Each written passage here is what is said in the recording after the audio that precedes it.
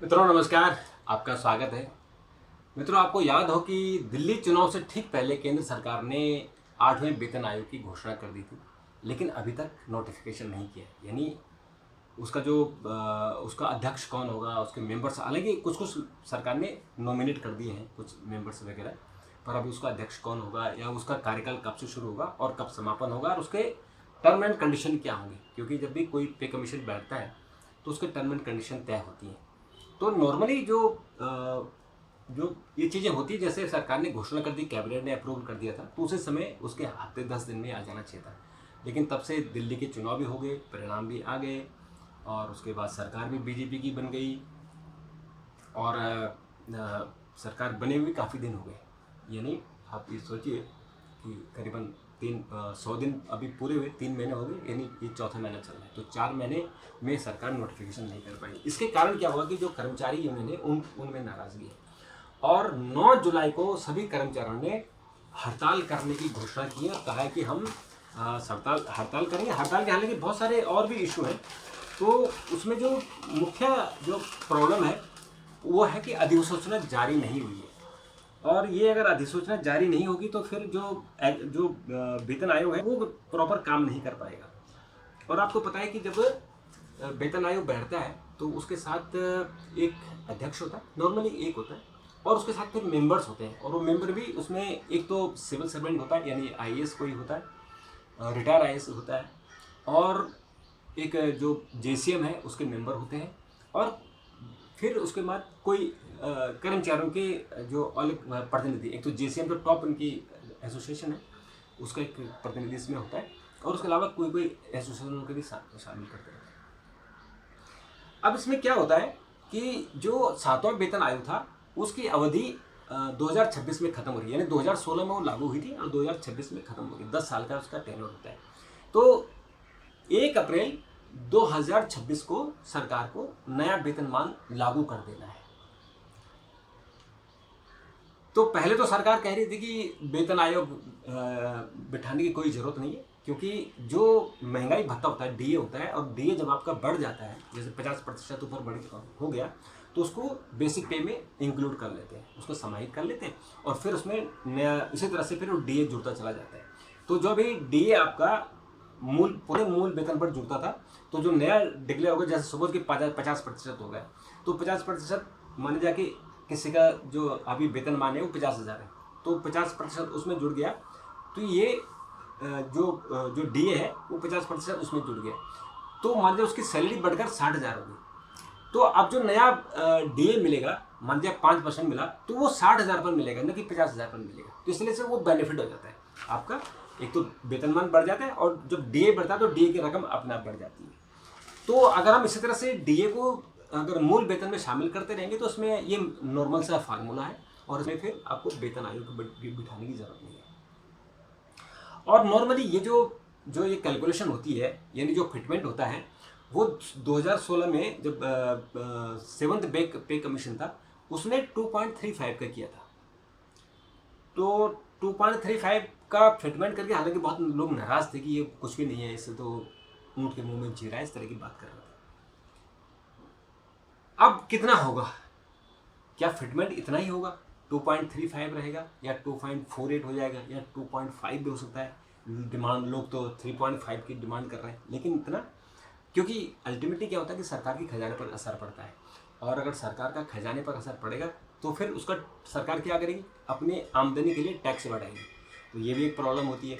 तो खैर, अब उसमें अभी जो प्रॉब्लम है कि अभी तो अधिसूचना ही जारी नहीं हुई है, और अधिसूचना जारी न होने के कारण कर्मचारियों ने, जो कर्मचारी यूनियन है, उन्होंने जो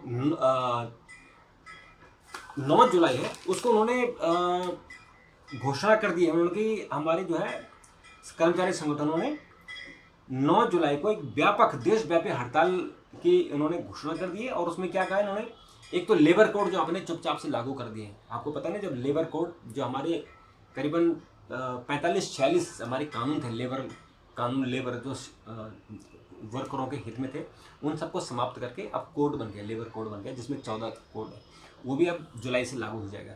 तो वो भी उसके खिलाफ भी कर्मचारी यूनियन है कि ऐसा नहीं होना चाहिए।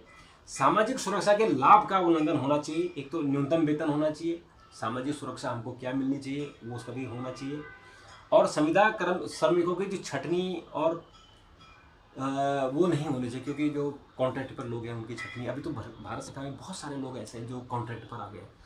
भारत सरकार में जितने MTS है या जो DO है या जो YP हैं, यंग प्रोफेशनल है, वो सारे कॉन्ट्रैक्ट पर आ गए, 3-3 साल के बेचारे। उनकी ये एज होती है जिस वक्त उनका जीवन का पीक चल रहा होता है, यानी इसी उम्र में उनको पढ़ाई करनी, यही अगर वो IAS की तैयारी करें तो सरकारी नौकरी मिल सकती है, लेकिन वो यंग प्रोफेशनल में आ जाते हैं, या जो नीचे जो क्लरिकल की तैयारी करते हैं, CGL की तैयारी करते हैं, वो भी अगर MTS बन जाते हैं या DO बन जाते हैं तो फिर उनको आगे भविष्य के लिए उनका, क्योंकि ये उम्र निकल जाती है, जो मेन उनका जीवन का जो समय होता है, पीक होता है जवानी का, जवानी इन सेंस कि इसी में ही लोग पढ़ाई लिखाई करते हैं, आगे अपना भविष्य बनाते हैं, तो वो उसके लिए भी लोग हड़ताल कर रहे हैं। और उन जो संयुक्त किसान मोर्चा है वो भी, उसने भी हड़ताल को समर्थन देने की घोषणा कर दी है, और जो कुछ और ट्रेड यूनियन है उन्होंने भी की है, और उन्होंने कहा कि इसमें MSP को भी शामिल करो, कि MSP को भी कानूनी दर्जा मिलना चाहिए। तो किसान संगठनों ने इसमें इसको समर्थन दिया है। और अखिल भारतीय राज्य सरकारी कर्मचारी महासंघ के अध्यक्ष हैं सुभाष लांबा, उन्होंने कहा कि दिल्ली विधानसभा चुनाव का फायदा उठाने के लिए भाजपा के नेतृत्व वाली सरकार ने 8वें वेतन को लेकर जो उन्होंने जो आयोग की घोषणा की थी, अब वो उदासीन हो गई है। और उन्होंने कहा कि 5 महीने बीतने के बावजूद भी आयोग का गठन हुआ है, और न ही इसमें टर्म एंड रेफरेंस इसमें तय किए गए हैं, और इसकी वजह से केंद्र और राज्य सरकारों के कर्मचारियों का रोष बढ़ता जा रहा है। इनकी संख्या करोड़ों में है। कर्मचारी नेता ने आरोप लगाया कि केंद्र सरकार जानबूझकर 8वें वेतन आयोग की अधिसूचना जारी नहीं कर रही है ताकि 1 जनवरी 2026 को आयोग की सिफारिशों को लागू न करना पड़े। उन्होंने कहा कि पहले केंद्र सरकार 8वें वेतन आयोग की सिफारिशों को स्वीकार कर केंद्रीय कर्मचारियों पर लागू करती है, और फिर उसके बाद राज्य सरकारें इसको लागू करती हैं। नॉर्मल यही होता है कि पहले केंद्र सरकार लागू करती है और फिर राज्य अपने हिसाब से अपनी इनकम देख के, राजस्व देख के फिर उसको लागू करते हैं। और इसी तरह से ही जैसे कुछ राज्यों की आर्थिक तंगी होती है तो वो राज्यों के जो वेतन आयोग उसको लागू नहीं करते हैं, और लेकिन उस पर फिर हंगामा करके अल्टीमेटली फिर कोर्ट के जरिए फिर लागू हो जाता है। और जो ठेका कर्मचारी हैं उनका वेतन बढ़ोतरी है, उनका जो मैकेनिज्म नहीं है कोई, उनको कैसे आगे बढ़ाया जाए। और अभी तक सभी विभागों में लगभग 50% कर्मचारी ठेका श्रमिक आ गए। देखो कितनी ये चिंता की बात है कि अभी केंद्र सरकार के कर्मचारियों में 50% ठेका के लोग हैं, और जबकि उनको हम लोग कहते हैं कि उनको रोज़गार देना चाहिए, स्थायी रोज़गार देना चाहिए और सामाजिक सुरक्षा होनी चाहिए। तो अगर ठेके पे लोग रहेंगे तो कैसे सामाजिक सुरक्षा होगी। और मुझे लगता है कि मोदी सरकार को जरूर जांच करानी चाहिए कि जो ठेका के कर्मचारी हैं उनको ठेकेदार तनख्वाह कुछ और देता है और उनसे बदले में कैश ले लेता है, यानी जितनी उनकी तनख्वाह वो एक्चुअल नहीं मिलती है। जैसे मान लिया किसी की 22,000 तनख्वाह है तो ठेकेदार उनसे कुछ पैसे वापस ले लेता है, कैश ले लेता है। तो इसका भी सरकार को जांच करनी चाहिए कि ऐसा क्यों हो रहा है। जो मोदी सरकार कहती है कि न खाएंगे न खाने देंगे, तो ये कैसे कर्मचारियों के साथ हो रहा है, ये ज़रूर सरकार को सोचना चाहिए, इसकी जांच की जानी चाहिए। और ये भी कि हड़ताल के जो मुद्दे हैं वो तमाम रहेंगे, और कोविड-19 में कर्मचारियों के और जो पेंशन फ्रीज कर दिए गए थे और उनमें जो 18 महीने का बकाया है उसको भी उन्होंने देने की मांग की है। और ये भी कहा है कि 18 महीने का बकाया DA और DR को भी रिलीज़ किया जाए इस दौरान का जो बचा हुआ है। तो इस तरह से ये कर्मचारियों का मामला है, 8वें वेतन आयोग का मामला है और इसकी अधिसूचना का मामला है। अगर ये अधिसूचना जारी हो जाएगी तो फिर आयोग अपना काम शुरू करेगी, क्योंकि अभी जून बीतने वाला है। तो 1 जनवरी 2026 में कैसे लागू होगा, यानी उसको भी अपना समय चाहिए, क्योंकि जो वेतन आयोग होता है वो थोरली इन्वेस्टिगेट करता है। क्योंकि हमारे सरकार में इतने सारे वर्ग हैं, इतने सारे पे स्केल हैं, और कर्मचारी एक ही मंत्रालय में इतने सारे कर्मचारियों के जो उनके डिवीज़न हैं कि उनको डिफाइन करना, उनको एडजस्ट करना, उनके वेतनमानों में जो विसंगतियाँ हैं उनको दूर करना, बहुत सारी चीज़ें हैं। तो उनको दूर करने के लिए वेतन आयोग को समय चाहिए होता है।